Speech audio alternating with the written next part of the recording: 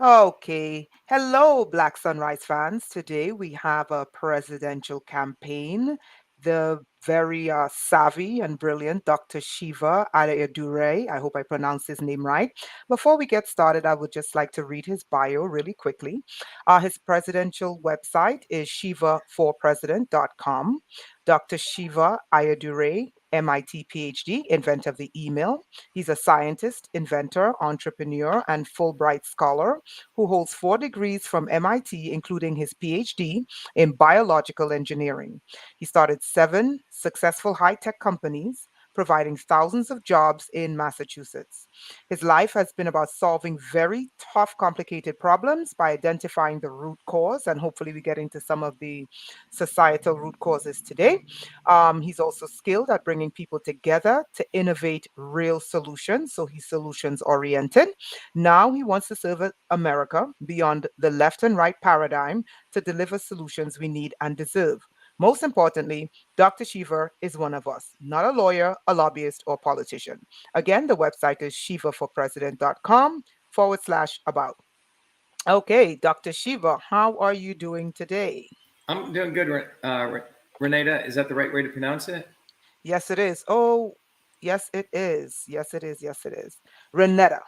Renata, okay. Okay, wonderful. So, And Renata, people may mhm. want to know you're with blacksonrise.com, right? Black Sunrise. Yeah, Sunrise.com. like, okay, so I'll tell you a little bit. So, what we're under, I believe, is the Nazi Fourth Reich. And one of the symbols for the Nazi Fourth Reich is the black sun, right? So, what I did, I used a play on words, okay, to take energy and to literally invert that energy to black sun, SON, meaning Hmm. the planetary people, and for them to rise. So it's a play on words. Okay, so instead of the Fourth Reich rising, the sons of the earth rising. So that's what Uh-huh. it means. And it doesn't mean black as in skin color. It Yep. No, I means get it. human, you know? Yep. Okay, so if you don't mind, Dr. Shiva, tell us a little bit about yourself. What qualifies you to be the next president of the United States? Well, first of all, none of these other candidates, Renata, are qualified at all. And I'll tell you the singular reason. None of them can explain any system Mm, dynamics of how the world operates. None of them can identify the real problem in a situation. None of them have any solutions. If any solutions that they have that they put out there that are real, it's because they literally have copied my messaging. And we'll talk more about that. But none of these guys are qualified for anything. None of them have ever worked hard bottoms up. None of them have fought real injustice in their whole life. They're not one of us, period. They are actually part of an organized crime family, every single one of them. And the reason that they get mainstream media attention is because of that. I was explaining to Olga Perez earlier today. Imagine that you have a radio, right? Or remember the old TVs yeah. had so many channels. Well, remember if you go on AM or FM radio, there's a bunch of channels, and you can go from country music to rock and roll to whatever, um, easy Mm, jazz, right? mm, mm, All it doesn't matter which station you listen to. There's sort of a station for everyone, but all of them are owned by one company, right? Clear right. Channel, let's say. Mm, mm, So mm. all of these people are just channels that are messaging out different things for different audiences that they need to keep trapped listening to that radio, which is their megaphone that they own, operate, profit from. So you Okay. will have one guy, they'll find another brown guy like me, this guy Vivek Mm, the Snake, and he'll literally steal my self wear a truth hat. Knows nothing about truth. In fact, his mm, whole life is about lies and faking people. Then they'll take Booby effing Kennedy, right? Booby effing Kennedy comes from an organized crime family. And then he'll repeat certain things as though he's against Big Pharma when his entire family and himself is part of Big Pharma. He promotes safe vaccines, which is essentially perpetuating Big Pharma. Trump is essentially was created and manufactured to manipulate the white working class. So, 57% of people voted for Trump, voted for Obama. And you could keep going on, but they're just little channels. But all of their messaging is all done by others to keep people tied to that channel so we don't throw away their radio and build a bottoms up movement. And that bottoms up movement is what I've been involved in building since I was 4 years old. My entire life has been about, why is there racism, right? Why is there division? Who profits from it? And how we actually unleash something to eliminate it to help the 8 billion people. Because a 0.001% profit from this. And they want to keep the fundamental issue away, which is class and caste. They don't want us to talk about the fact that ultimately the way you end all of this is through a class war, or is through identifying the caste situation. So everything they do from time immemorial is to make sure the slaves don't organize, and they divide us up: black, white, Native American, non-Native American. They create random idiotic issues like transgender rights and all this stuff, right? When they don't want to address the real issues. But my life has been all about fighting about the real issues, fighting injustice and winning. And, right now, when you look at it, 8 billion people are controlled by 0.001%. The 600 billionaires profited during COVID. They made 2.3 trillion. And every one of those guys, Democrat and Republican, profited from COVID. So they know nothing about anyone's lives, Renetta. They never will. Anything they say, I understand your life, your plight, it's all bullshit. They know nothing. Especially Booby fucking Kennedy, especially Donald fucking Trump, and you can go down the list. So we need, we need people who actually have come bottoms up, who have achieved on their own. And that reflects real leadership. Go look at the founders of the United States. They were people who stood on their own 2 feet. They knew how to farm, right? They knew how to build a building. They knew how to solve problems. None of these people do. Okay, let's go into the Western, because it's the Western leaders that are at present running the planet. Let's go into the Western caste system and how the Western caste system promotes division in order to keep the rich rich and the poor poor. Yeah, I think. Look, if you look at the history of humankind, and we have to study this very carefully. I'm sorry, doctor. Do you hear that? Yeah, what, the hiss? Yeah, what is that? There's someone doing something over here. Oh, okay. Don't worry about it. Is it bad? No, I thought it was interference. I thought it was signals It interference. should end in about 5 seconds. Okay, go for it. Sorry. We actually. I thought it was signals interference. I was like, yeah. Oh my God. Yeah. So let me bring this closer if that's better. Is that better? That's fine. Got it. Okay. So let me look. It's time that people actually study history independently, because what's happened, Renetta, is those in power, the biggest way that they divide people is to make sure we never talk about class. We never talk about class inequality. They don't want us to talk about that. They want to divert it to race or sex or something else. But if one of the things Karl Marx did do reasonably well was a retrospective review of humankind, okay? Anything he projected into the future was off. But retrospectively, he made some very, very important observations that should be appreciated. But they want to write off everything he did, because most of the Marxists who taught Karl Marx know nothing about Marx. In fact, when Marx died, Engels said the worst people in the world are Marxists. The concept of class and the evolution of class, there's some important analysis that needs to be appreciated. And by the way, 90% of the people have not read any of Marx. 90% of the people have not read Adam Smith. They haven't read Thomas Paine. The proletariats. Any of this stuff. They haven't gone to the Bolshevik Revolution or left, right.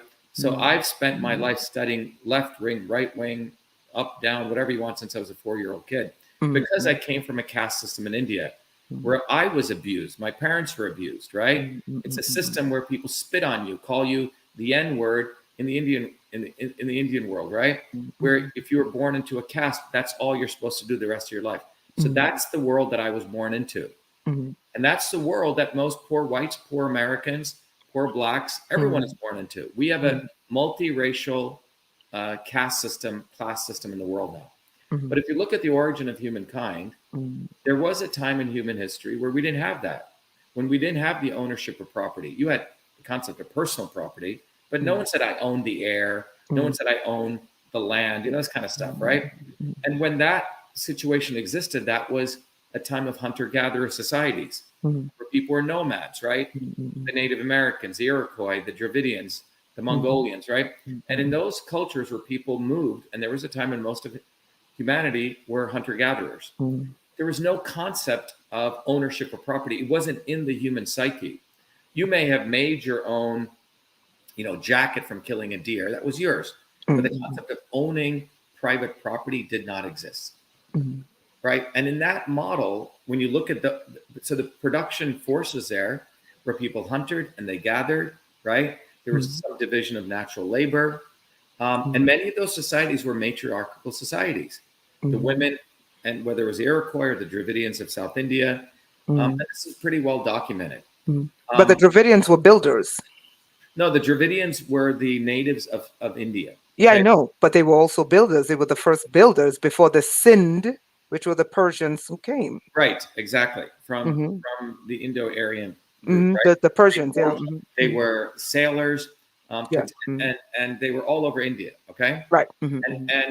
And from South India, they traversed all the way to all of Angkor Wat. Yeah.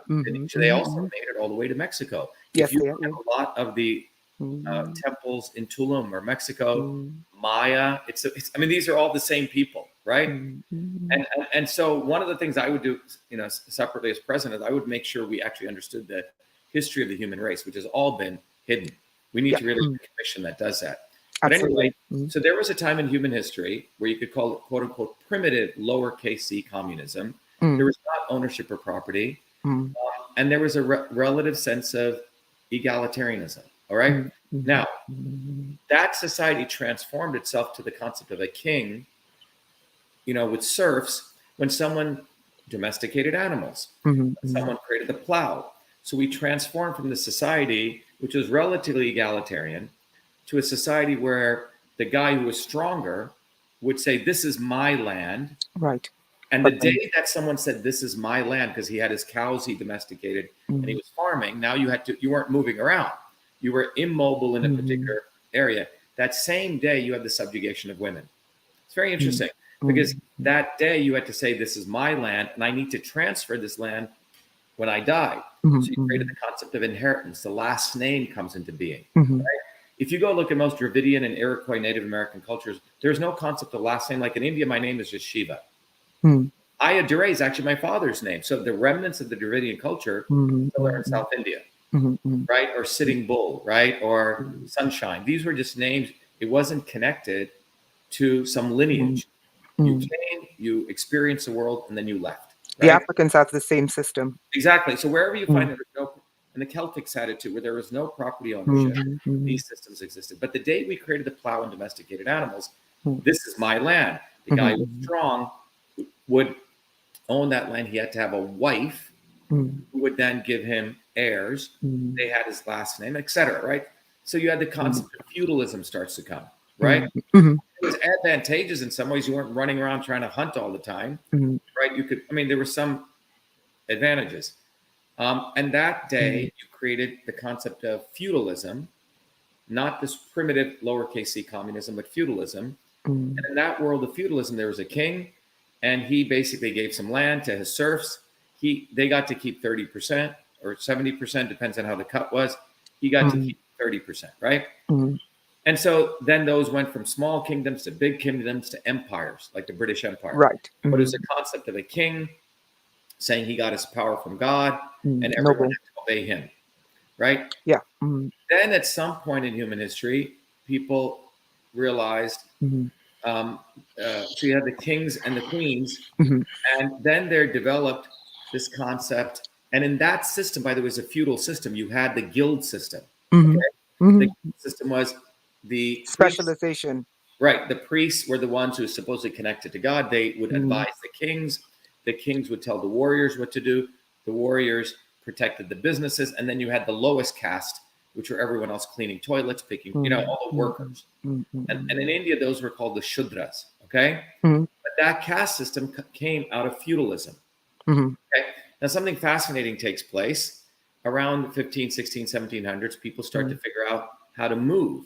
We start having ships, right? We start having commerce. The steam engine gets created. Right. And population migration. Yeah, and that transforms society from this feudal world to the rise of the merchant class. which was a segment, which was a business class, because they become the revolutionary force. They're the ones who wanted to go explore America. Christopher Columbus, they were entrepreneurs, right? Marco Polo, all these guys start traveling. And in fact, in India, there was a rise of the merchant class. At that time, the caste system was breaking down. Fascinating. So when the British come to India, they came as trade. It was the emergence of the early capitalist class. Yes. Right? The capitalist class brought with it some revolutionary innovations. They were breaking down the old feudal system. Kings and queens, they were starting to break down. And in India, when the traders came with the Dutch East India Company, the British East India Company, the British East Indian Company, yes, they came to trade with the emerging Indians who were becoming traders, and the caste system was withering away. A lot of people don't know this. 90% of Indians don't know this, because prior to that, from the 8th century to the 15th century in India, there were religious reformers who said, "Oh, if there's equality in heaven, why isn't there equality on earth?" Right. This is the Protestant Reformation movement. Right. So what ends up happening is India, you have this in the 1600s, right? You had this very vibrant trading, right? And that was a very healthy thing. But then the British, with their mind, they said, with their cunning mind, they said, why do we want these middlemen traders? Let's go prop up the old kings. And the kingdoms were decaying. And what they did to really destroy India was they perpetuated the old caste system. Yeah. They went and bought these Brahmins from and they resurrected the caste system. The Bengal kings. What's that? Bengal kings. The Bengal kings. And in the Battle of Plassey in 1757, the British go from a trading force to an occupying force. So they eliminate all the emergent capitalists who are coming in India, squash them, and they promote the feudal cultures. The caste system, yeah. The caste system. So they made sure that brown men were put into positions of caste. So the Brahmins come back, and they love the caste system. It was like Victorian England. Everyone is in their slot. So most Indians, by the way, most Indians you'll find are white supremacists. I know. Okay. 45% of Trinidad. Yeah. And they're trying to bring in a caste system. And I'm like, some of you are darker than me, and I'm pretty dark. Right. And by the way, the early indentured servants, even before the slaves, were Indians who were taken everywhere, all over the world. But what's fascinating is, so in India, you have the resurrection of the caste system. And Gandhi, who was a racist and a casteist, gets brought in to transfer power from the white men with crowns. They wanted to leave peacefully so they could transfer power to the brown men with white hats, who had created this very powerful caste and class system in India. So when you look at this entire arc of and the American Revolution was not a workers' revolution. It was a revolution among the merchant class against the feudal system. Right. Nonetheless, it was revolutionary for its time. Yeah. They had to give the working class some rights to fight on their behalf, the Bill of Rights. Much like the French Revolution. Right. But the bottom line, it wasn't a workers' revolution. It was it was a capitalist revolution. So more people can trade. But nonetheless, at that period in human history, it was revolutionary. Okay. Right. So, but as capitalism evolved, it was supposed to be market capitalism, right? But one of the observations Lenin made in State Revolution is, which was, again, if you want to give him credit, in imperialism, the highest state of capitalism, Lenin clearly observed that capitalism itself it goes through stages. It starts as a kindergartner, then it becomes an adolescent, then it becomes an old man, right? It becomes decrepit. It becomes monopoly capitalism. And this is the course of capitalism, because the motivation of capitalism is maximization of profits. That's it. You're there for one reason. Yeah. So you can. So no matter what they try to do, capitalism ultimately, you have 4 major social media companies, your 4 major oil companies. You can try to split them with Standard Oil, but nonetheless, there's still one family controlling all of this, right? So this phenomenon, this is just classic understanding of the class system. Now, what's happened is, throughout this period, there have been different times that the lower classes, the working class to be specific, the proletariat have tried to seize power and to seize a means of production. The first time was the Paris Commune, okay? And it lasted 2 months when the French and German armies were killing each other, Franco-Prussian War, the German workers seized Paris. And for 2 months, they did these amazing reforms. Okay? It's quite extraordinary. But the French and Prussian armies were so afraid of the workers, they stopped fighting and they came back and they put both armies squashed the revolution, right? And that was that was called the Paris Commune. That was a basis of Marx's work. He was observing the Paris Commune. Okay. 1 second.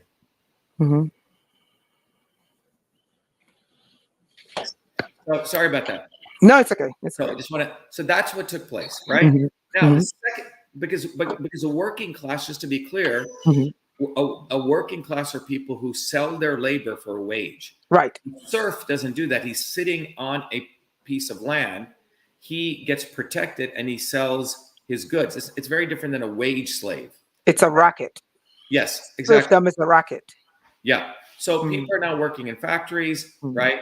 You get paid this thing called a salary. The first time the working class really comes into being is around the time of the Paris Commune, right? A little bit before that. The second time a real major workers' revolution took place to fight was the Bolshevik Revolution. And it actually came bottoms up. Now, the Leninists thought that you could accelerate a revolution by building a vanguard party top down, right? So in many ways, they were successful. They did accelerate the revolution, but the problem was they didn't devolve power back to the Soviets. So in many ways, their success in many ways became their curse because when they took over in the work, I mean, for the first 1917, 1920, and I've studied the Comintern minutes of they were quite extraordinary. It was quite revolutionary. But then, 14 countries try to invade Russia. A lot of people don't know this. It was like, imagine after the American Revolution, Britain and all the powers want to come back and seize control. The exact same thing happened in Haiti. Right. So you have the counter revolution. Right. The revolution is not the beginning. It's not the end. It's the beginning of the revolution. Right. After the revolution occurs, sustaining the revolution is important. Right. Those who were ousted try to do the counter revolution. It occurred in America, and everyone should be mindful of this. Between 1776 to 1789, there was no government. It was still under martial law. For 13 years, there was martial law in the United States. It was run by the military because you're still fighting the forces trying to come back and seize power, right? The British, many years later, actually burned down the White House. People need to understand it was Britain who burned down the White House in the 1800s. So after the revolution takes place in the Bolshevik Revolution, it was a bomb that went off, right? I mean, John Reed's book, 10 Days That Shook the World, was true.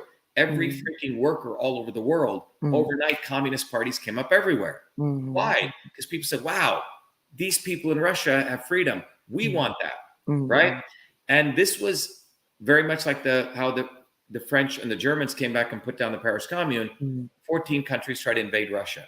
And no one teaches this in history, right? And Lenin, who was a theoretician, dies, and Stalin was more of a bank robber. He didn't have a theoretical framework. And Lenin made some mistakes too. Lenin should have devolved power back to the Soviets. Decentralization. Yes, but they could. You see, this is the problem. They should have been a decentralized revolution to begin with, because the concept of the vanguard party was top down. Top down. They were caught between their own trap. And so, and what they did in the devolution, when they started losing the revolution, it became a religious ideology. Well, what happened? Yeah, it became that. And we have to look at it in the full systems perspective. It was also the fact Lenin at his death realized that a real revolution had to be international, right? You cannot just do it in one country because all the other countries would try to squeeze you, right? So it was a bunch of forces. It was the lack of, and this is what, they didn't have the theoretical framework, because everything, whether it was a work of Thomas Paine or the American revolutionaries, they were using philosophy, Renetta.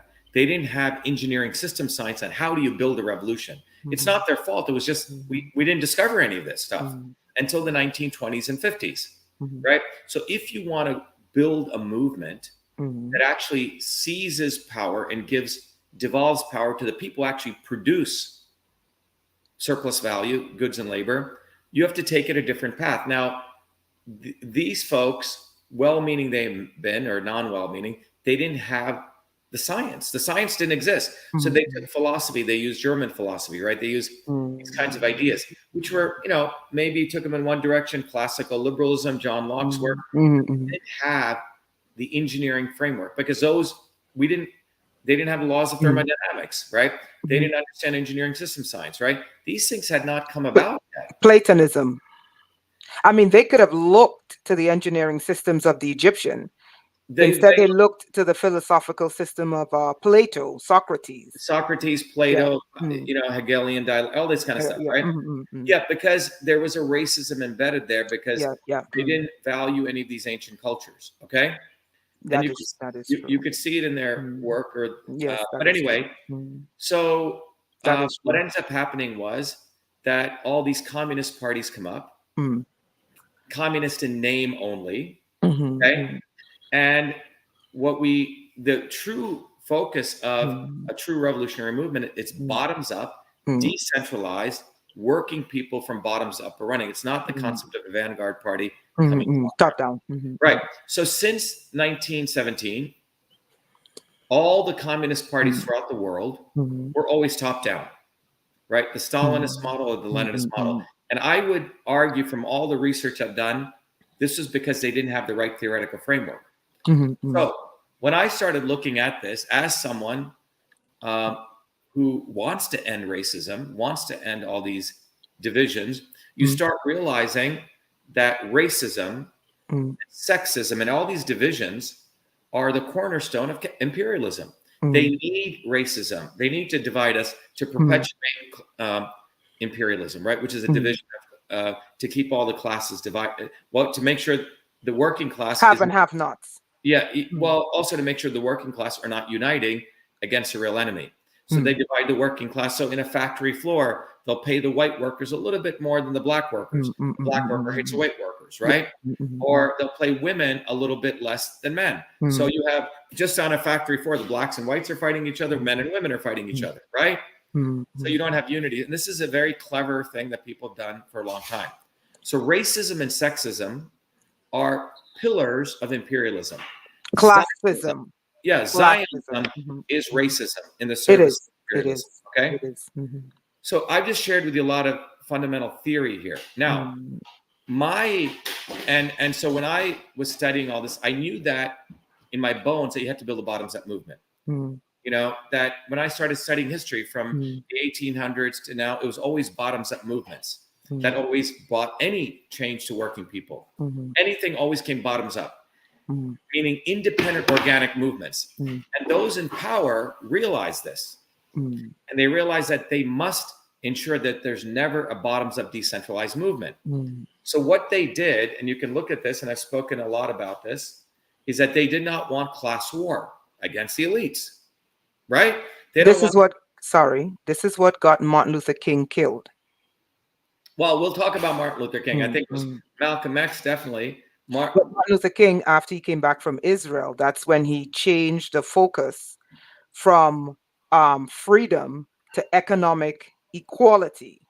And that speech is what many say got him killed.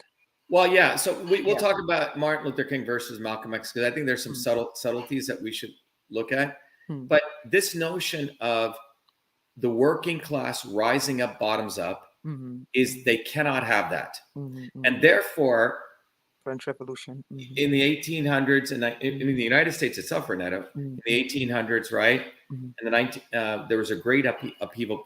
Women were leading many of these movements, class movements. They were rising up. There's very interesting pictures. I wish I could find them again. Sweatshop workers. Yeah, black people and white people. 2 million people in Times Square protesting together. Oh, yes. I know about this. Yeah. And in the United States, not to cut you off, but in the United States, before they brought in the colorable law, which was a division of people based on color, many whites and blacks were living alongside each other. It's a hidden history of the United States. And blacks owned land. And overnight, it was the merchant class that did this. Overnight, the merchant class went to the political class and brought in colorable law, which literally stripped black people of land and then gave the rights to the whites. And that's how you ended up with the society we have today. Yeah, I mean, it was very, very engineered. They made sure the blacks became very suspicious of the white colonists and the Native Americans. They made sure the Native Americans hated the blacks and became suspicious of the white colonists. So they did this division. It was engineered, right? Yes, Britain is a master of that. Yeah, divide and rule. India, Pakistan. Yeah, and Britain just went to Africa and randomly do lines everywhere. Yeah. Berlin Conference. Everyone fighting against each other. Yeah, they were masters at that. Right. So I think working people need to understand that those in power are masters at division. But what I realized, Renetta, they did something even more interesting in the 50s. This was a new engineering technique. Okay. So what happened was we knew these bottoms up movements were very powerful.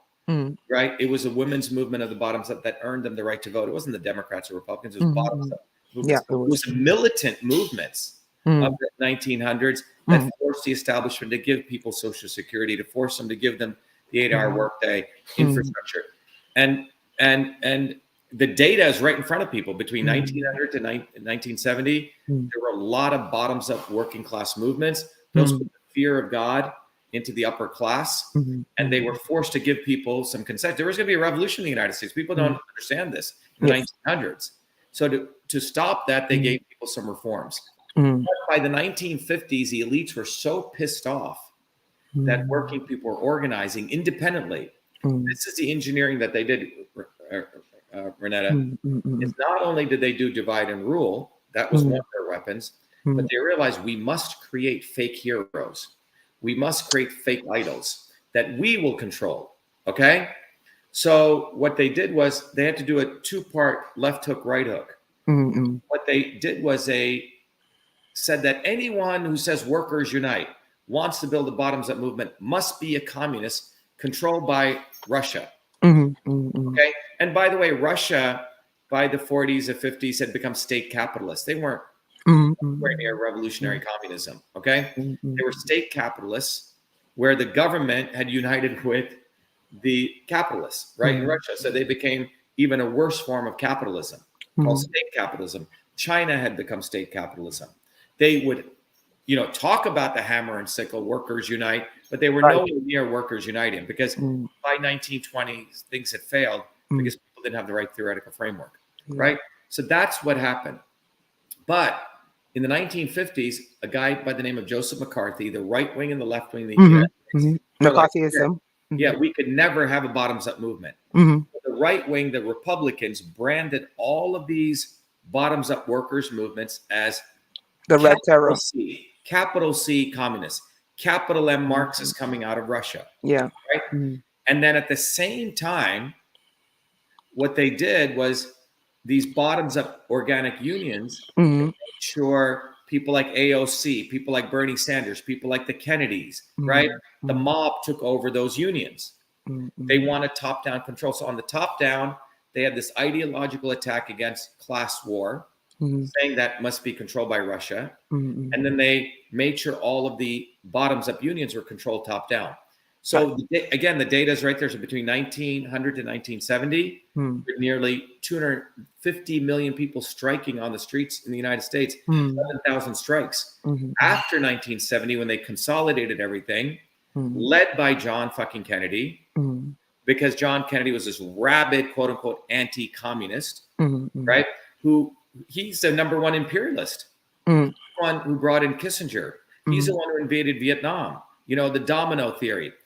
John F. Kennedy was not killed for speaking out against a military-industrial complex. This is bullshit, fake martyr.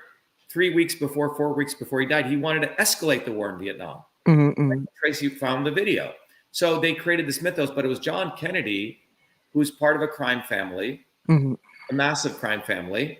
And remember, all these people are criminals, CIA, FBI. One day they'll form this crime family, and the other day they'll be part of this. Whether the CIA shot Kennedy or not is irrelevant. They're a bunch of criminals fighting against each other. They have nothing to do with us. We should care. We shouldn't even spend one iota of time saying, ooh, the CIA killed Kennedy. No, it was one wing of the organized crime family which used the CIA, and the Kennedys would have used that against some other crime family. So, Dr. Shiva, it appears that we plebs, as they call us, at the bottom, are ruled 360 by several factions of crime families. Yeah, it's organized crime. And all the people saw on the debate stage, even now, are all part of organized crime families. Yale is the theoretical framework of U.S. organized crime. Yale, Harvard, right?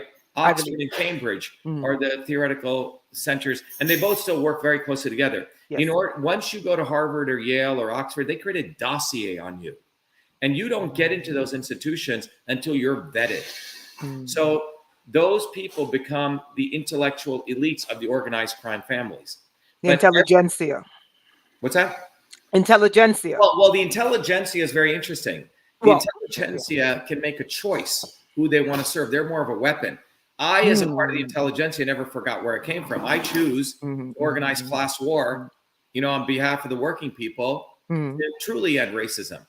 So when I came to look at all this, Renetta, what I came to the conclusion is that I started to understand, why did the Paris Commune fail? Why did the Bolshevik? And I realized that they didn't have the right theory.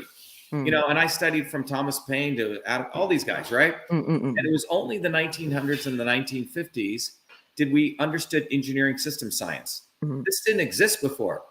And system science became the foundation, and with the work of Ilya Prigogine, who won the Nobel Prize for physical chemistry, there were new fundamental principles that we understood that Lenin didn't know, Marx didn't know, Thomas Paine didn't know, John Locke didn't know, because they were all philosophers, right? And what I discovered was those engineering systems principles during my Fulbright work match one-to-one with the same yogic principles of the East. They called it differently, and I wrote a very important paper on this. After I finished that, I taught a course at MIT on system science to all the elites, right? But I realized that this knowledge of engineering system science, which has existed for 40,000 years, long before it was rediscovered in the West, was the same language. And I realized you could apply it to understanding your body as a system, so you don't need doctors. You could figure out how to be a healer. You could understand engineering systems, why an airplane flies, why it doesn't. But you could also apply it to politics. And with this fundamental framework, we can really execute a systems overhaul, a phase transition, a revolution. Okay. But without this, we're all screwed. Okay. Okay. So tell us, what is the basis of system science? What is the basis of it? And how is system science going to overthrow the cartel? Well, these cartels. So great question. First of all, we have to go down to the fundamentals and the mistakes that were made before. Okay. Well, first of all, as I said, the American Revolution was not a workers' revolution. It was a revolution of the merchants. Okay. Fine. But the revolutions like the Paris Commune and the Bolshevik Revolution attempted to be workers' revolutions. People have attempted, but many, many mistakes were made. So what is the foundation? So and I would say you have to go to the quantum level. And I've done that. That's what 50 years of my life were spent in. And what you find is that we are all part of nature. You're part of nature. I'm part of nature. My dogs are part of nature. Everything is part of nature. So you have to understand nature's laws. And if we resonate with nature's laws, we can employ nature's laws to move with ease. So what are nature's laws? Now, there are 9 principles of system science, okay? Out of those 9, there are 3 very foundational principles. That everything in the universe, every system in your body right now, every system in my house here, this computer, everything operates on the same 3 of those 9 principles. Movement. Everything moves. Wind. You're breathing in and flow air. Flow, movement, transportation. And what do we have? We have transport, movement of what? Information. And there are 3 phenomenon in nature. Information, our thoughts, ideas, that's information. Writing a book, right? That's information. Matter, moving your car, right? Moving yourself. And energy. Information, matter, and energy. And the flow of information, matter, and energy is one phenomenon that exists for everywhere. Got it? Transport. The Indian system, done thousands of years ago, you know what they called it? They called it Vata, V-A-T-A. And I was the first one to connect this because that system's been practiced for thousands of years, but they just practice in a rote way. Okay. And they probably got it from India because, Britain got their rocket program from India. Everywhere. Most, there's a wonderful book by Ramakrishna Mukherjee, Rise and Fall of the East India Company. Up until the 1800s, the British were stealing India's shipbuilding blueprints. Metallurgy, stainless steel was being made in India. So mining gold, Africa. Exactly. So but the bottom line is that there's this phenomenon called transport, movement of information, matter, and energy. The next phenomenon, and the Indians called it Vata. Another wonderful phenomenon that appears everywhere in nature is where nature actually takes information, matter, and energy in one form and converts it to another, right? The water, liquid water becomes clouds, vapor, right? And so on, right? You have digestion in your body, right? Gases. Right? So conversion is a process. The Indians called it Pitta, P-I-T-T-A. All right?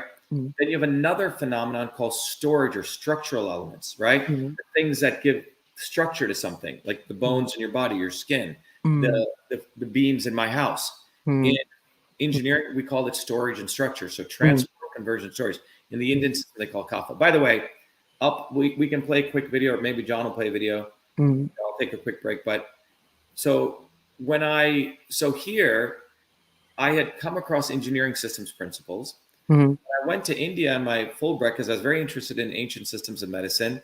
I had a big aha moment when I was in North India at an ashram. I said, wait a minute, all these Indian yogic, these 9 principles are one-to-one. Because for years, people have been talking about yoga and medicine, but the West would poo-poo this stuff because they weren't able to explain it. And I was the first one who uncovered that these ancient principles are the same as engineering systems principles. Okay. I wrote a paper on that in 2012 in the leading journal for systems engineering. Okay. That I had uncovered this Rosetta Stone of sorts. And then when I ran for politics, I realized that if you're going to build a political movement, it better have the right foundational framework. It's like anything, otherwise it's going to fail. And I realized freedom is the principle of transport and vata, movement. You have to have movement. Nature needs it. You need to have the conversion principle, which is the idea where you take all sorts of crazy ideas. You apply the scientific method to get to truth. Truth is really a verb. You need freedom and truth, and they work intermittently. But you need health. Health is what our physical infrastructure, economic health. Without the structural piece of, if you're not healthy, your mind is not working well, you're not getting the right nutrients, you're not going to be able to fight for freedom or truth. Absolutely. Right? So our movement, Truth, Freedom, Health, is literally a revolution of the revolutionary politics. And that is, I discovered many things, I've invented many things, but I would say that this discovery of how we destroy the 0.001%, you're not going to be able to do without the right theoretical framework. That is what I've uncovered. Dr. Shiva, do you know that in U.S. trade law, it is illegal to hinder trade among the states? So basically, the last 3 years was in total violation of United States trade laws. You know that, right? And I found that was fascinating with the first system, which is the Vata. You said Vata? Vata, Pitta, Kapha, transport, conversion, storage, movement. Transport. So they cut off movement. They cut off movement, and then everything collapsed. And they used that to transfer, but there was a transfer wealth from the poor to the rich. Exactly. Yeah. 600 billionaires increase their wealth by 2.3 trillion. Okay. Absolutely. And the U.S. economy, just a quick stat, the U.S. economy is not being destroyed by blue collar crime. It's in fact being destroyed by white collar crime. Exactly. It proves it. The last 3 years proved it. So we are run by cartels. We have to understand that the banking entire system is a complete organized criminal enterprise. It is. And the Kennedys, Booby fucking Kennedy is part of the criminal enterprise. And this guy, Vivek the Snake, is a Brahmin bullshitting big pharma brown noser. He's part of the criminal enterprise. Trump is part of the criminal enterprise. Obama was part of all of these people. Anyone who gets mainstream media attention, remember those channels, a flavor for everyone, and gets a voice. Elon Musk is part of this criminal enterprise, right? All of that. Now, I can see that so clearly because I come from below. You can see that, Renetta. Yes. But the white liberals cannot. The white liberals, like Jimmy Dore, another scumbag, okay, who knows who attacked me when I exposed Kennedy, because Jimmy Dore was promoting Bernie Sanders, right, for 20 years. And then when, so all these people keep promoting the swarm creatures, because in 1950, what happened, going back to McCarthy, they created the fake heroes. So whenever a guy like me comes up, bottoms up, they will literally steal my messaging. And as chameleons, put it to them because they have to always control things top down. And that is a technology that they've created. But when you understand, by the way, I only share 3 of those 9 principles. Okay. So what I've done is I used to teach this at MIT. Elites know system science. George Soros is a theoretician. Henry Kissinger knows it. They use system science. One of the 9 principles of system science is a goal. In order to achieve a goal, you put the right inputs in to get the right outputs. Version start. Anyway, everyone should go to truthfreedomhealth.com and learn this if you're interested. If you really want to shatter the swarm, if you really want to end this, if you want to have a successful class war, this is the way to do it. We have to build a bottoms-up movement. But there is a physics to doing that. And elites learn this system science and they use it for power, profit, control. Right. Okay. So my point is for us to win, you must learn this physics. Now, where do you learn it? Right. Well, you're going to spend 30 years. You're going to have to do all this reading. I organize into a curriculum. We try to give it away for free, Renata, but people are so fucked up with capitalism. If you don't charge them something, we said, okay, we're going to charge you $100. And if you take it, then you can give it to all your children for nothing. But it's not just a curriculum. What we created Truth from Health is now a community, the curriculum, a university, a movement, our own technology. Dr. Shiva. Yep. My question to you is this. How do you differentiate, if you're talking about America, who underwent since the 50s the Red Scare, so it's embedded and encoded into them, how do you differentiate between your movement and revolutionary communism, which is what Henry Ford spoke about when he spoke about the international Jew? Right. So let's talk about that. First of all, the concept of people living in harmony, having access to fresh air, fresh water, all these things, you can call it whatever you want. It's about being human. Okay. Right. And people have called it different things throughout humanity, as long as they've been slaves and shackles. Okay. So people will pound their chest about revolutionary communism, right? But they don't have any theoretical framework to get there until what I have discovered here and organized. So if you want to be a revolutionary communist, if you want truth, freedom, health, if you want to be for peace and harmony, whatever the all truly want it, right? You're going to have to understand the physics of how we get there, no different than the physics of how we build an airplane. My question to you is, what you are offering, bottoms up, is it revolutionary communism or is it revolutionary egalitarianism? Well, I don't want, what I want to call it is truth, freedom, health. I see. But what is truth, freedom, health? Is it an extension of communism? Is it egalitarianism? I'm not trying to put you in a box, but you have to understand the average what person. I'm saying is truth. It is truth, freedom, health. And what does truth, freedom, health mean? It's not truth, freedom, and health. It's all 3.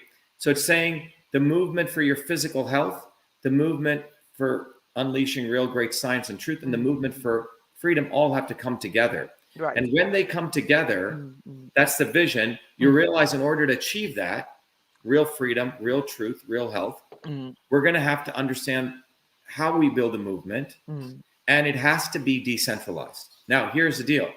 So the mistake that were made by the quote unquote revolutionary communists was the revolutionary communist movement. The way they built it was not communist, if this makes sense. Okay. So if you're going to build a movement that you're claiming you want it to be the workers rising, but then you build a vanguard party from top, you see the ends, and then you say, well, the ends justify the means. What we're doing is solving that theoretical problem, Renata. It's a very fundamental issue.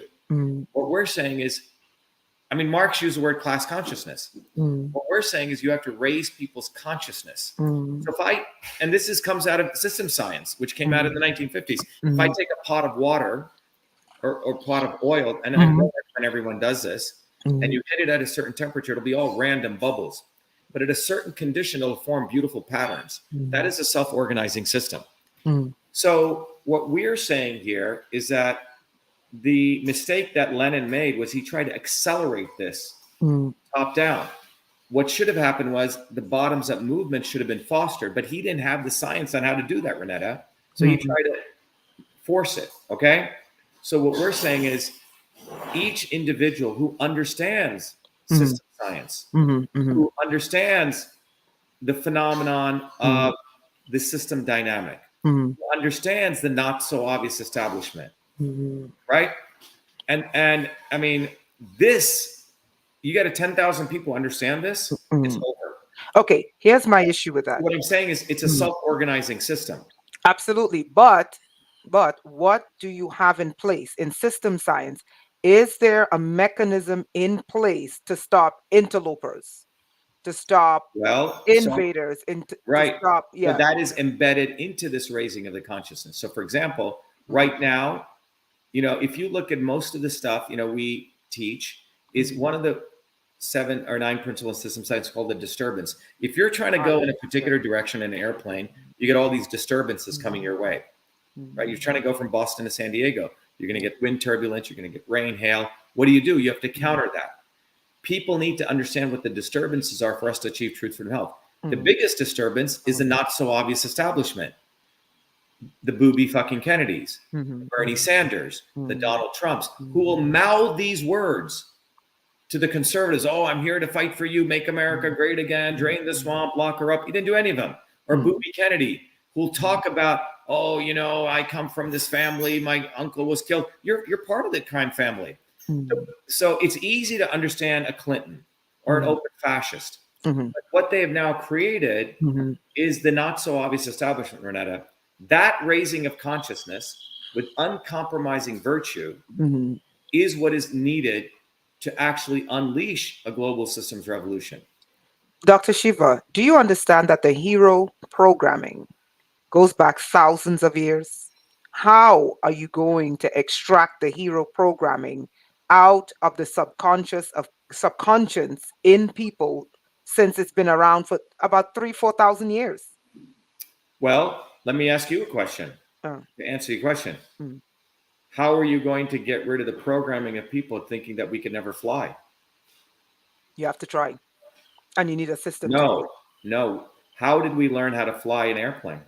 You have to get them to organize them. Well, first of all, you have to use the observation that you can do it. And the basis of observation is a bird. Then you have to get the materials together. After you get the materials together, then you test. Well, actually, this is what happened. We for thousands of years, only an airplane, only a bird can fly. For thousands of years, we will never. At sunsets, there's no more. Maybe we have some fire, right? The concept of electricity, right? All this stuff, right? What happened was that someone observed and they enumerated scientific principles called Bernoulli's principle. Bernoulli's principle understood the concept of flow and lift. Okay. Right. Once you understood that, you knew how to design a wing, right? People try to flap off things. So Bernoulli's principle, this scientific fundamental engineering understanding, right? That connected heaven and earth, right? Nature's laws. That was Bernoulli's principle, right? How did we have electricity all over the world?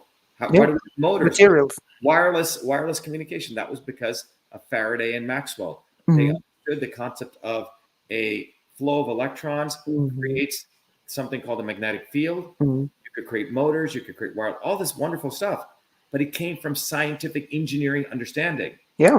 So what I'm proposing to you is that for thousands of years, people didn't think we could fly. Well, we fly. People didn't think we could ever have wireless. We have that. Well, the Indians and the Africans knew we could fly. Right. The Vimanas and the flying machines in the pyramid. But yes. Right. So they may have, but we lost those principles. Let's say they were rediscovered. Okay. Right. But my point is, it was scientific engineering principles. So what I'm here to tell you is, with all humility, that I have discovered, like Maxwell or Newton, those scientific principles of how to actually liberate humans. That is what I've ultimately discovered, Renetta. Okay. My question to you is, how are you going to deconstruct the hero programming? But I'm saying that's not the issue. The issue is this. Let's say you had a bunch of people who say, oh, they had the programming, only birds fly, only birds fly, only birds fly. I see what you're saying. Well, I have Bernoulli's principle. You can keep thinking that, but I'm going to train 50 people on how to build, and they start flying, and these idiots are still thinking you can't fly. Got it. We're not here to convince anyone. Yes, got it. I got it. So in 2020, when we unleash Truth, Freedom, Health, we are the first ones to expose the fact that the government has a backdoor portal into Twitter. In 2020, we won a major lawsuit. All these other scumbags concealed our lawsuit. We were the ones who exposed the election systems issue, signature verification. We were the first ones to call out Fauci, right? We were the first ones to come out against the lockdowns where Robert Kennedy was promoting, Booby fucking Kennedy was promoting lockdowns. So all of that built a great respect, Renetta. Even though they threw me off Twitter in 2021, people knew Dr. Shiva. But we promoted the concept of truth, freedom, health. We, in the last 3 years, we now have 500 million people know about our movement, but 500,000, close to 500,000 people we have globally now in 120 countries. And out of those people at various levels of undergraduate level, graduate level, and we have, a whole number of people who are studying this. 500,000? I thought it was more.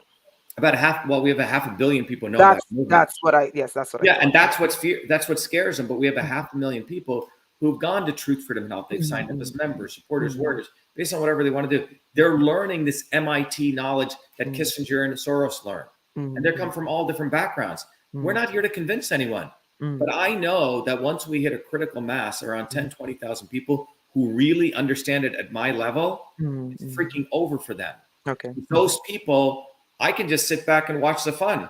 They will expose Gandhi. They will expose, Kennedy all day long. And it is these, as Malcolm X said, these wolves and foxes. The Kennedys, Booby Kennedy is a devil. Donald Trump is a devil, right? Clinton's come and just shoot you in front of you, right? But these people act like they're fighting for you, and they'll stab you in the back. And that dynamic of the not so obvious establishment is a critical part of our training, because they need to look at history. The British were already planning on leaving India. Gandhi was brought in, who was a racist, who was a casteist. He didn't do anything for the Black Africans or the brown Hindus. He came in there to transfer power. To the Brahmins. It's called transfer power. So even with Martin Luther King, one needs to understand this. And this is the nuance I wanted to. And Martin Luther King, I would like to preface that by saying this. Martin Luther King was pivotal in dismantling Black economics. Well, let's talk about a couple of important things Black here. economic power. Okay. Yeah. So the Kennedys, Robert effing Kennedy Sr., who was Booby Kennedy's father, he's presented as though he was some peace guy, who was some liberator. He was a racist. He ensured the continuation of Vietnam. He gave a very famous speech on the floor of the Senate that we must escalate the war in Vietnam with Lyndon B. Johnson. So this is all bullshit. He was bugging Malcolm X and Martin Luther King. Yes. And he realized Martin Luther King had a lot of skeletons in his closet. He was banging these women. He was a drug addict, that he was compromised. So the Kennedys orchestrated the March on Washington. Malcolm X called it a circus. We have to understand Martin Luther King was a Black bourgeois. Yes, he was. He was a part of the Boulay Club. Boulay, right? absolutely. Right. But he was, look, in 1963, if you went to BU, Boston University, and you got a degree in theology, you were a very high class Black. It wasn't Malcolm X, who's completely different, who came from below, right? So Martin Luther King was anointed by the Kennedys. He could be controlled to lead the civil rights movement. The entire March on Washington was organized by the Southern National Christian Conference and Robert Kennedy. It was made acceptable, okay? And Malcolm and Black people are sitting there saying, what are you talking about? I have a dream. We want to talk about reality. And it's like this fool Russell Brand. Many of these people have a lot of vile backgrounds, but so they can be controlled. And if they step out of line a little bit, they will make them fake martyrs so they can still control them. And this is the subtlety I want to talk about. So, let's break down hero programming. Explain to us this 1,000-year hero programming approach that the elites have used against us, the so-called So let's talk about that. So one of the first people who observed this was a guy called Joseph Campbell. You should read it. He studied a lot of mythology across all different cultures. Okay, and I like Campbell's work. So Joseph Campbell really realized that whether it was a culture 40,000 years ago, modern culture, there was this concept of the hero's journey. Okay, you start off as a person, and Star Wars literally is taken from the hero's journey, the Ramayana and the Mahabharata. And the hero's journey goes like this, right? You're a person hanging out and you're having a nice life. And then someone calls you to action. Hey, would you like to go fight the enemy? And you don't really want to do it. And then a mentor comes, some mystical figure. He convinces you should go to fight. And that starts the hero's journey. And then you go to become a hero, right? You go through your travails and your problems. That was the original hero's journey, Renetta. Okay? The true hero's journey, where you came bottoms up, right? Where you went through all these trials and tribulations and you became the true hero. And at the end of the hero's journey, you bring a great lesson back to humanity. It's called the resurrection. Okay? Now, the elites have hijacked that very pure hero's journey and created these fake heroes top down. Just, they make up heroes that never gone through that journey. I have gone through the hero's journey. I've gone through that fight. You know, when I was sitting in New Jersey, I mean, if I were to write I didn't want to go to MIT. The Zionists that ran my high school never even told me about it. I was the #1 kid. You would think I got 800 on my SATs. You would think, created email, you would think they would tell me about MIT. They didn't. Okay. When I got accepted because my mom had helped these 2 homeless women, one of them had a crazy mathematician. He's the one who told me to apply. I get in. Remember, I didn't want to go. I didn't want to go become a great engineer, even, you know, right? I wanted to actually be a carpenter, believe it or not, and do art. But because I created email, I had to go on this ridiculous thing to MIT. I came to MIT. I didn't want to go there. I saw these people. They look like fucking nerds, unhealthy individuals, you know, having little twitches, thinking you have to speak with a nasally voice, and where, you know, then you're intelligent, you know? So I didn't want to go there. I went back. And then one of my teachers said, oh, you should go there, you know? And when I went there, my entire life at MIT was learning how to destroy the establishment. I learned about system science. I organized food service workers, right? Then I went to India on a Fulbright. I exposed corruption in India. Under death threats, I had to leave India. And then when the invention of email controversy fabricator took place, I had to fight for my right as the inventor of email. And then we went to the stealing of the election that took place here, right? My entire life has been fighting and fighting, fighting. The true hero's journey. Compare that to Booby fucking Kennedy, Vivek the Snake. These people are fake heroes. So they know, Renetta, people in their psyche want heroes. Right. So deconstruct the fake heroes. What does a fake hero from the establishment look like, Dr. Shiva? Well, let's go through that. So a fake hero is one who has never gone through that journey of fighting injustice at a personal and a collective level. You see, it has to be personal and collective, right? Malcolm went through that journey. Booby Kennedy's never gone through that journey. He banged 38 women and got his wife hanged, and he didn't really care, right? He comes from a lineage of scumbags.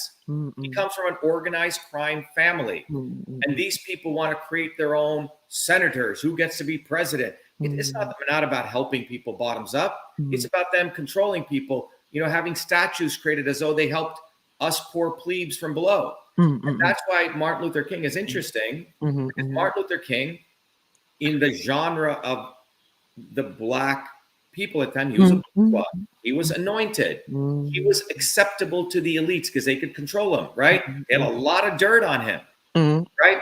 And now if he stepped out of line a little bit, so they used him in 2 ways. They used him, one, they made a fake hero. He had not gone through the same tribulations of Malcolm X, right? He came top down. So they used him in 2 ways. One is they used him to manipulate black people. Right. And then when he stepped out of line, they used him again to make him a fake martyr. Now, there are many, many things, and this is a longer discussion. There's a lot of very interesting stuff that I want to go to, that they were going to expose all of his. Yeah, they started. And they said, look, we're going to either expose it or we're going to shoot you and you get to be a martyr. He chose the latter. And I've heard this very interesting theory. But the point is, Martin Luther King was used in 2 ways. One, to take the entire civil rights movement and to make it controlled just about affirmative action, right? And not about building a bottoms-up movement. And maybe, you know, he said, wait a minute, I see Vietnam, something doesn't make sense. But when he stepped out of line, they executed him and they made him a fake martyr. And Malcolm never really got the light in the day as much as Martin, because Malcolm was truly building. The last speech Malcolm X gave was, "I believe there will ultimately be a clash between the oppressed and those who do the oppressing, but it will not be based on the color of the skin." Then he was executed. Okay, Yeah. because Malcolm was coming to class war. Malcolm was realizing after his trip to Mecca, it was about class war. The way you end racism is we must go across black, white, yellow. We must have class war. Okay. Okay. Let's put a pin in that and let's shift to the divine right of kings, which is the bedrock for class warfare. The divine right of kings is the bedrock for class warfare. Can you extrapolate on that? Extrapolate, pull the. Well, I think let's say the divine They're right. like hitting me in my head now. I'm like, sorry guys. Yeah. Yeah. So the concept of primogeniture, right? Yes. Which basically says that a king gets his power from God, right, and everyone must follow this king. Okay. Primogeniture. And this concept still exists under imperialism. It's there in the ethos that all these people, we must bow down to them. The Elon Musk, the Trumps, the Kennedys, that only they can rule us. Only they can. So this is why this is very deeply embedded. Okay. When I did especially where you come from with the Dharma and the Karma. Yes, it's very deeply embedded in there, right? That so the concept of karma, karma, by the way, is right action. It's been misused. The Hindus have misused this. The Hindu priests, the Brahmanical priests, have misused the concept of karma to say, oh, if your life is bad today, it was because you fucked up in your last life. So you should, or accept the fact that you're a peasant. Accept the fact because that's just the way it's going to be. It's nonsense. This is karma. Karma is actually in right action, and the results of your right action cut them off all, which is the fruits of action. The bottom line is this: that they have subverted the true nature of the hero's journey. Right. They create fake martyrs. Okay. And using that, they create their own theatrics to make sure guys like me are made invisible. You see that they do not want someone truly coming bottoms up. But the big opportunity we have, Renetta, is in 2020. We got all of our stuff out there to 500 million people. So they're fucked right now. The reason they're fucked is every time they try to make me invisible, people say, wait a minute. Dr. Shiva is the one who talked about Fauci first. Dr. Shiva is the one who did this. Why are you promoting booby fucking Kennedy? Like, for example, at the Senate hearings on the weaponization of government, that's all my work. That's plagiarized. But they put Kennedy there. Yes. Right? They literally steal my work. Yes, I know this for a fact. Everything, they literally, the entire backdoor portal, the entire censorship infrastructure I expose, but they give it to a bunch of white guys, white liberal guys. And you have to look at this, right? And and when you expose that, oh, you're trying to call the white guy. Yeah, you are. You guys are white liberals. You're stealing my work because you want to ensure that working people like myself who come bottoms up never get a light in the day. Absolutely. Here's the problem that they're having, Renetta, is our movement now is global. And we are eviscerating Kennedy. We call him booby fucking Kennedy. Who are you using curse words? Because that's what you should use on him. Why are you giving him respect? You see what I'm saying? When Malcolm called these people devils, Malcolm is, no, they are devils. But it's not white. It's a multiracial aristocracy of brown, black, and white. They literally had to go find this guy, Vivek the Snake. They had to go find this little douchebag who literally wears a truth hat, mimics my words, because they cannot have the true revolutionary, organizing people. Influencing the people, something exactly. out of control. So, and this is why you have to now teach the people.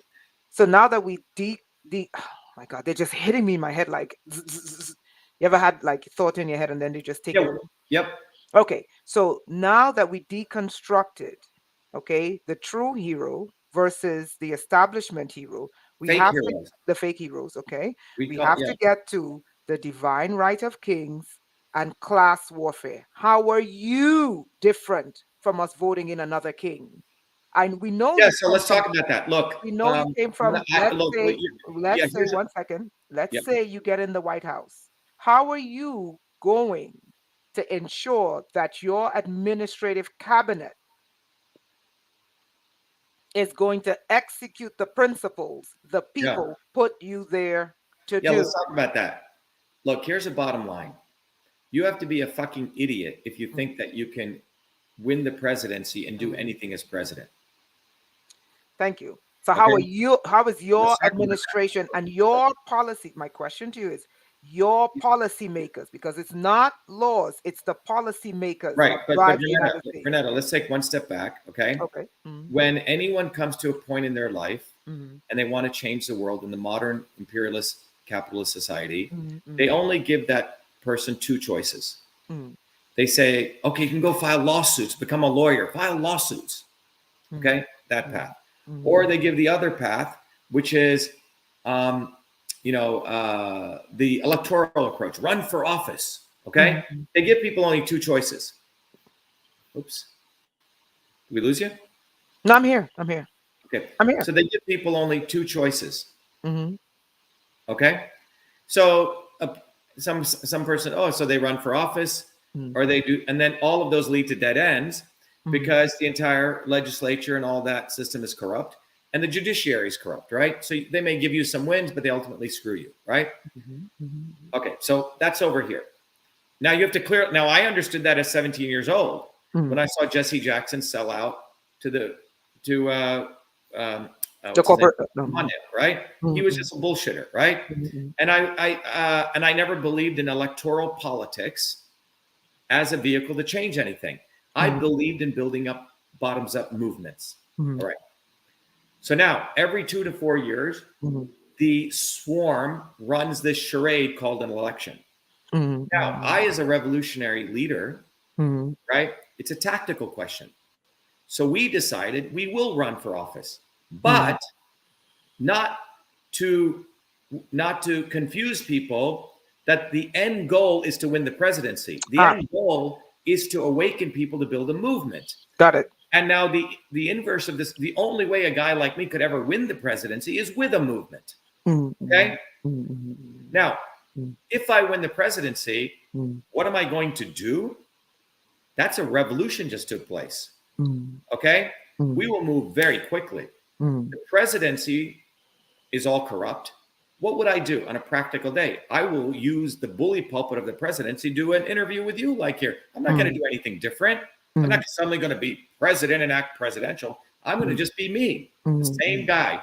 But this interview we have will reach 8 billion people. Imagine the impact that will have. How are you going to select your cabinet and ensure that your cabinet is not a snake?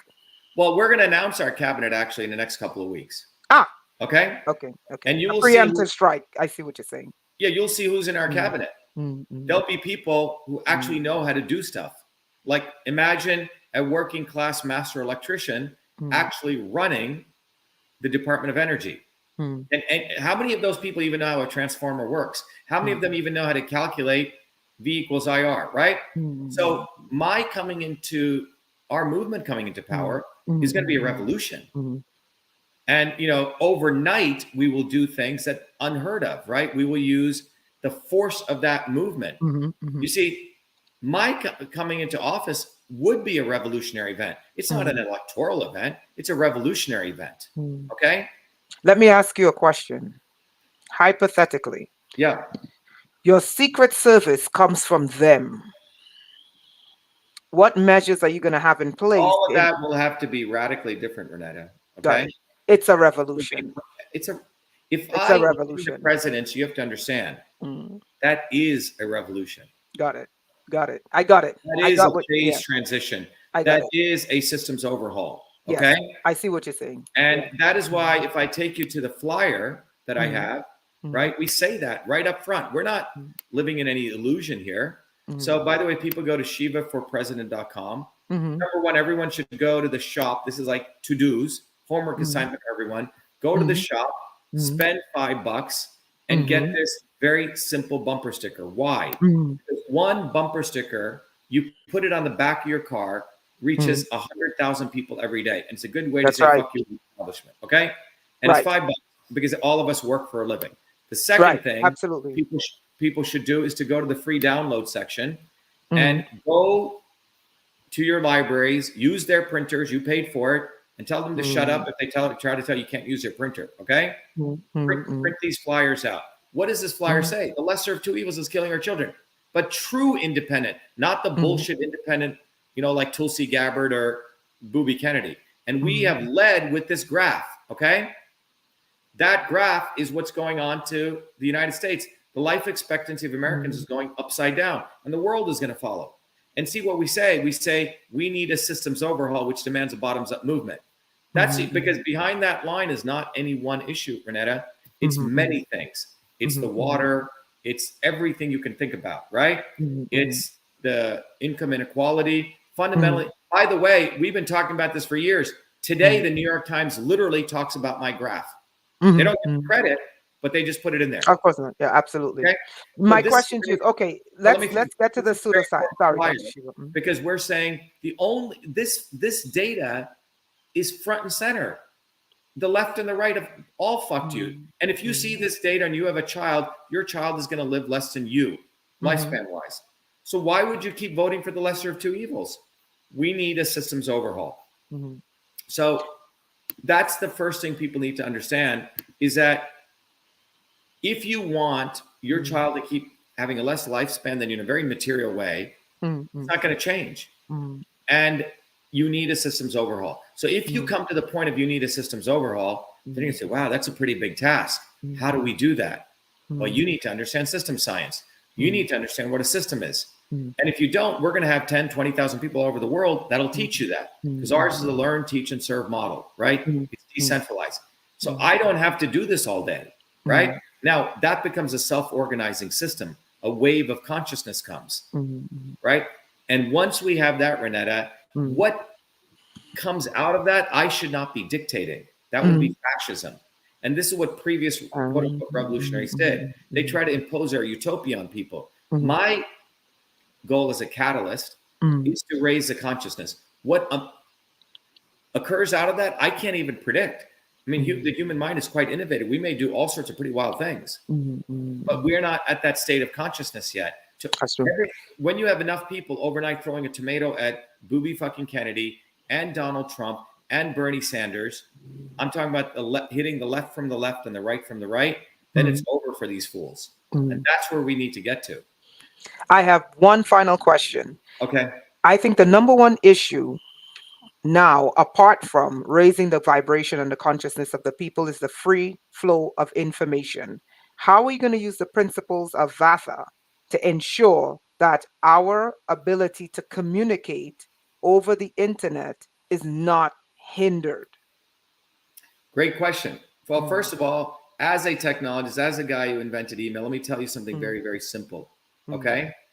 Here's the bottom line. On November 16th, 2018, write that date down, is when there is no more First Amendment on social media on the internet. It's dead. That was when the Cybersecurity Infrastructure Security Agency Act was signed into law, which allowed the destruction of the First Amendment. And that was signed by Trump with the unanimous vote of every member of the House and the unanimous consent of the Senate. There is no freedom. I'm so sorry. Say that. Say that again. Information Security Act, CISA. Yes, CISA. Okay. But there's two CISAs. The one Obama did. That's not what I'm talking about. I'm talking about the ability, what I discovered in my lawsuit, of the government to tell social media companies what to do. That's what was used to. I'm a political dissident in many ways, Renetta. I was a U.S. Senate candidate. That infrastructure was used against me. I believe it. Not only I'm targeted, so I know. There's nothing to believe. It came out in federal court. I won the injunction. All right. Now, let me answer your question with a video. You're asking me, how do we win? Let me play this video for you. This is how we win. Someone else asked me the same question. The extreme mind control that more than half of our populace is under. How are you meandering around that? Offline.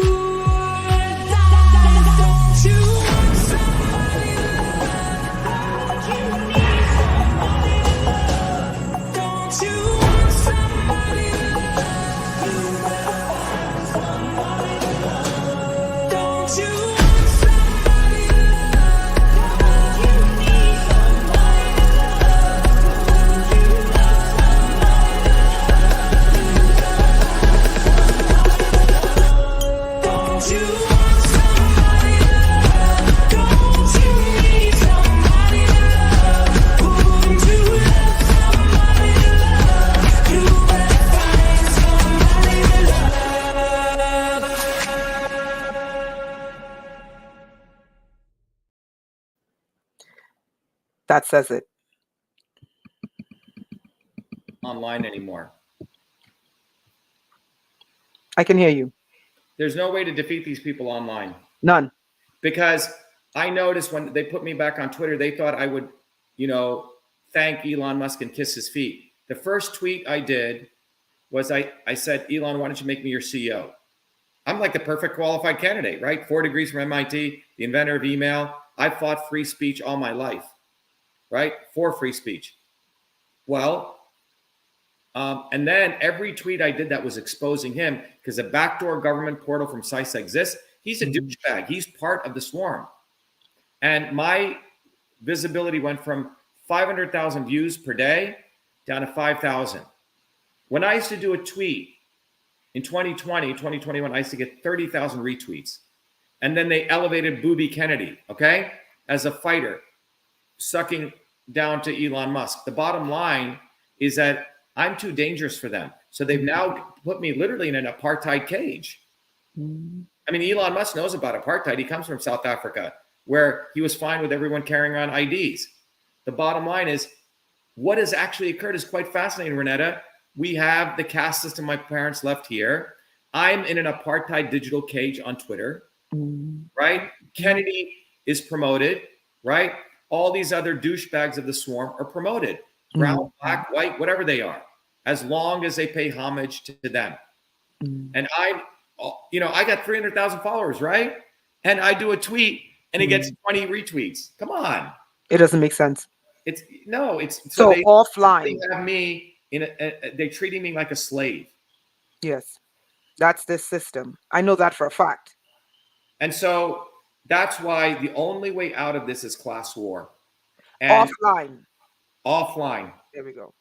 And when one day we as a people will seize their means of production and we will prosecute and convict all of these people in open tribunals, all of the leaders of these social media companies, and they should be prosecuted to the fullest extent of the law of what they've done to people like me and others, destroying the basic human rights of people. And they're doing that to me right now, every day that they do this. Dr. Shiva, I would advise you to draft up a 10 commandments for your movement, so that any variance away from those 10 commandments, it's easy to point back and say they're not one of us. Yeah. Because I know them very well. Yeah. What I'll do is I'll send you a rough draft, Renetta, and you can give me your feedback. Let's do that. Great. Really. Okay. But bottom line is this, Renetta, is that everyone must recognize this. The establishment spent so much effort and time with the Red Scare to make people not execute class war. That's what they spent the last 50 years on. So we don't really talk about class war. And we must have class war because it is the very few controlling the many. So the right wing's purpose, they want, and then the left, they want socialism, communism, right? Meanwhile, the left wing acts like they're the democratic socialists of America. They have subverted socialism because when they talk about the proletariat, they're talking about the lumpen proletariat, those people that do not work. And everyone listen very carefully. The lumpen proletariat are the criminals, the scammers. Yes. Do not work. Yes. And the true working people, the true proletariat is being squeezed by the lumpen proletariat on both wings. That's the criminal class they use as a buffer between the two. Exactly. Absolutely. Yes, the rise of the criminal class, who I believe are being created in the schools with injections, and I believe they're being created in the prisons with illegal human experimentation. Yeah, they're doing it all different ways. They're doing it probably in a multitude of ways, in very, very clever ways. But when it comes to this presidential election, everyone should take away from this. Every one of those people who get visibility in the mainstream media, from Kennedy to Trump to Biden to all of them, they're all part of organized crime families. And it's all a part of the hero programming. Fake heroes. Fake martyrs. Oh, Trump is being indicted. Who the fuck cares if he's being indicted? Let them eat each other up. Well said. Oh my God, McCarthy was just thrown out. Let them fight each other. Let them devour each other like this, the Ouroboros snake. As working people should not give. Them fighting benefits us. What's that? Them fighting, when the cabal is fighting itself, we benefit. Is that what you're saying? Well, what I'm saying is we should not have any sympathy to them. Please stop watching all these fucking documentaries on who killed John F. Kennedy. Who the fuck cares? Okay? As Malcolm X said, the chickens came home to roost. These people are criminal families. Don't say, ooh, the CIA, he was against. No, he wasn't. So don't get lost in this shit. You know, they don't give a fuck about you. Ooh, Trump is being indicted. Trump made $500 million off my work. Okay?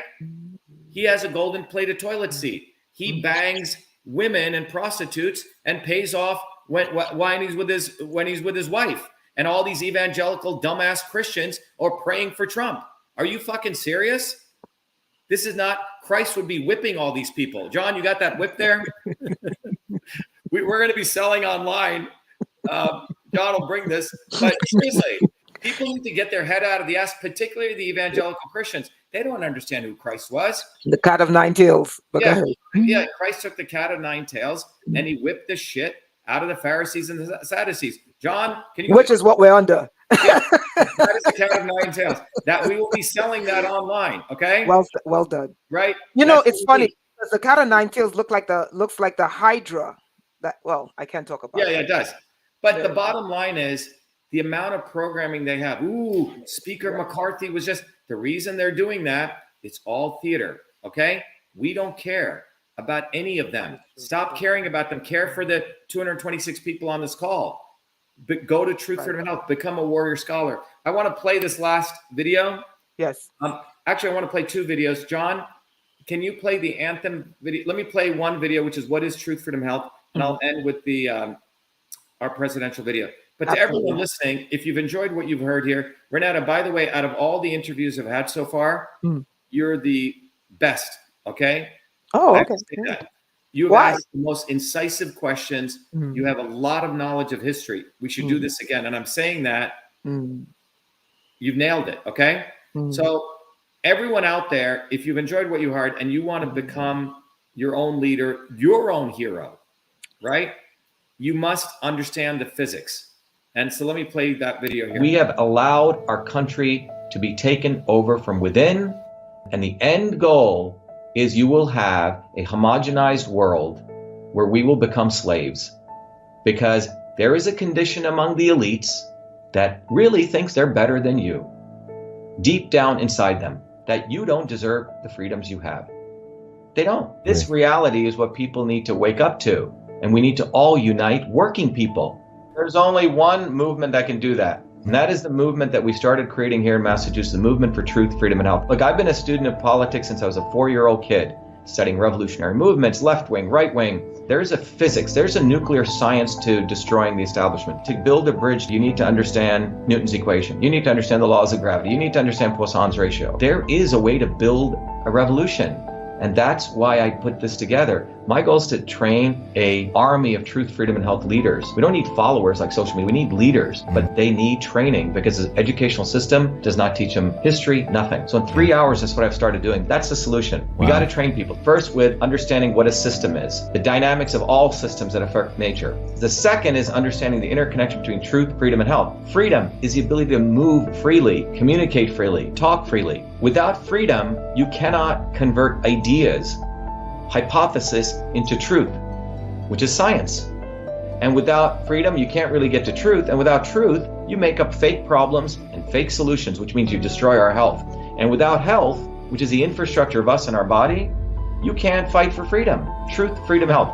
Third concept is it has to be bottoms up. Working people, people who work uniting. And what the right wing has done is whenever you say working people unite, that must be communist. Meanwhile, they've let the Democrats run unions, which suppress workers, completely corrupt. But when you look at the arc of American history, it's been when working people came up. We need to go local. Every solution I'm coming up with as a part of this movement, we're giving the science, which is the truth, and then we tell people what they can do on the ground. Like with election fraud, you don't need to wait for some lawyer. Our goal is to train people to go local, to go local, to go local, fight locally. Forget lawyers, forget politicians, Forget celebrities. You got to learn politics, and there is a science to it. They lock us down, we should be ready to shut them down. And the fourth part of this principle is a not so obvious establishment. So when you look at a system, there's always something that disturbs you from getting to your goal. Well, the biggest disturbance is a not so obvious establishment, which are those people who claim they're for you, on the left and the right. The Al Sharptons who tell black people I'm for you. The Tucker Carlsons. Do you think any true anti-establishment person will ever be on Fox or CNN? I don't think so. They both mislead working people back into the establishment. Without this solid understanding of political physics and theory, you're screwed. You're going to follow on the left wing Bernie Sanders. Oh, he said something. Or Robert Kennedy. Scumbags. Or you're going to follow some right-wing talk show host. They're not going to lead us to liberation. It's us. We're building a bottoms-up movement, and that political physics, it's a nuclear science of change. Bottoms up. We have to organize to understand that there is people who talk a good game and then look at what they actually do, left and right. I'm sorry, Sean Hannity may say some good things, but I don't see the urgency in his voice to get something done. And it can only come when you weaponize yourself with the right knowledge. You need to be able to identify a rat. You know, Christ didn't go after the Romans, right? It was the Pharisees and the Sadducees who screwed him up. His own quote-unquote people. And that's where we're at. So these four concepts I've built into a curriculum where people can go to truthfreedomhealth.com, and it's an educational program. We need to train people in political theory. You need to have physics, and I've created that curriculum. People need to get educated. We need to get educated fast. And within a half an hour, I can teach people. 2 years of MIT control systems, I teach people those concepts. Then I apply it, anyone can understand it. And then you say, oh, I got to build a bottoms-up movement. They have to get politically astute, and then they have to go locally and act, not sit there on social media. They have to act locally, defy locally, do civil obedience locally, but with knowledge on how to build a movement. Now, the Senate campaign's expanded to the Movement for Truth, Freedom, and Health, and they can find it on truthfreedomhealth.com, so people can sign in, they can get access to a bunch of videos. If they want to take a course and become a Truth, Freedom, Health leader, I offer a full scholarship there, but we want people to make a commitment that they'll study, that they'll get certified, that they'll go do activities on the ground. So go to truthfreedomhealth.com.